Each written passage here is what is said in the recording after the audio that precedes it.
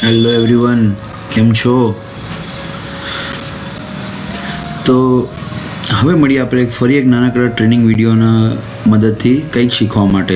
તો આજે આપણે આ ટૉપિક પર આ ટ્રેનિંગ વિડીયોમાં શીખીશું પેમેન્ટ્સના શું ઓપ્શન્સ અને શું ફીચર્સ આપણે આ સિસ્ટમની અંદર જોવા મળે છે. તો એનો એક નાનો ટ્રેનિંગ વિડીયો લઈને આવ્યો છું.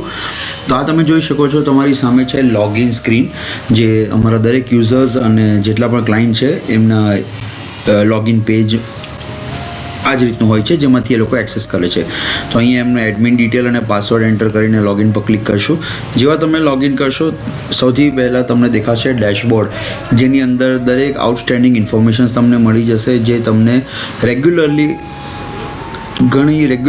જોતી હોય છે અને એનો ઉપયોગ વધારે હોય છે. તો એ બધી ડિટેલ્સ અહીંયા ડેશબોર્ડની અંદર પરફેક્ટ આઉટસ્ટેન્ડિંગ સાથે આપી દેવામાં આવી છે.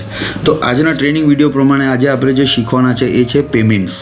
તો પેમેન્ટ્સ મેનુમાં જોઈ શકો છો તમે ઘણા બધા ઓપ્શન્સ આપ્યા છે, જે છે જનરલ છે, cash payment, bank payment, cash receive, bank receive, brokerage payment, clearance.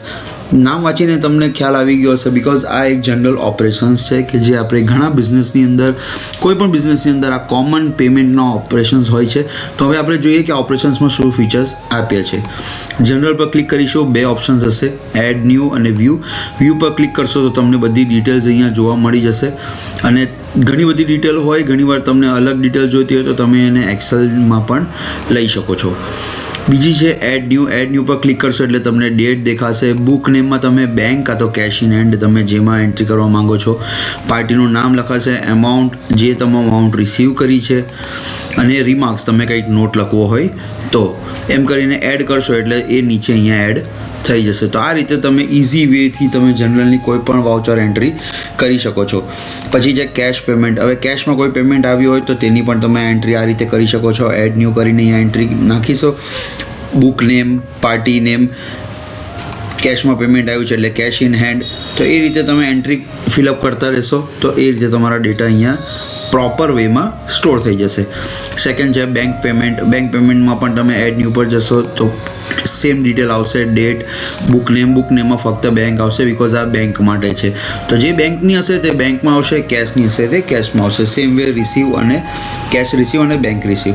Brokerage payment, તમે કોઈ બ્રોકરેજ જે પણ તમારી સાથે મહેનત કરી રહ્યા છે, જે બિઝનેસને ગ્રોથ કરવા માટે તમારી હેલ્પ કરી રહ્યા છે, તો તે માટેની પણ તમે બ્રોકરેજ પેમેન્ટની એન્ટ્રી સેપરેટ કરી શકો છો, કે જે સેપરેટ એન્ટ્રી કરવાથી તમને ડિટેલ્સ મળી શકે કે કયા પેમેન્ટ ડ્યુ છે અને કયા પેમેન્ટ પેન્ડિંગ છે. તો આ બધા ઘણા બધા નાની એન્ટ્રીઓ છે કે જે એન્ટ્રીની મદદથી તમે તમારા બિઝનેસને સ્મૂથ અને ઓપરેશન્સ અને પ્રોપર ઇન્ફોર્મેટિવ કરી શકો છો.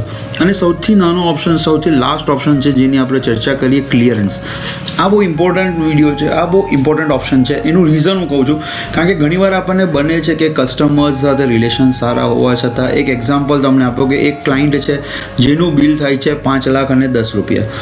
તો એ જ્યારે પણ એ ક્લાયન્ટ સાથે આપણા રિલેશન પણ સારા છે, તો ક્લાયન્ટ પેમેન્ટ કરશે તો એ 5 લાખનું પેમેન્ટ કરશે, મે બી 10 રૂપિયા નહીં રહી. તો એનાથી શું થઈ શકે કે તમારા અકાઉન્ટનું બેલેન્સ સિસ્ટમ ડિસ્ટર્બ થઈ શકે છે. તો તે પર્પઝથી આ એક ક્લિયરન્સની એન્ટ્રી કરી છે.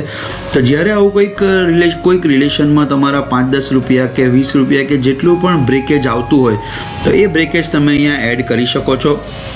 પાર્ટીનું નામ, અમાઉન્ટ અને રિમાર્ક એડ કરશો. આનું એક ઘણું મોટું કારણ છે કે તમારું જે બેલેન્સ શીટ છે એ પ્રોપર વેમાં સ્ટ્રક્ચર થઈને એક્ઝેક્ટ ઇન્ફોર્મેશન વ્યવસ્થિત સુટેબલ ડેટા ફોર્મમાં આવશે, કે જેનો તમારા CA, તમારા અકાઉન્ટન્ટને ઇઝીલી વેરીફાઈ કરવામાં મદદરૂપ રહેશે. તો આ એક વન્ડરફુલ ફીચર્સ એડ કરેલો છે.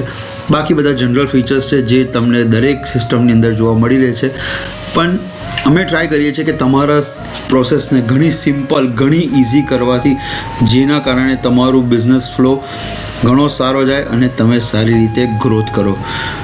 તો આ જ અમારી ભાવના છે.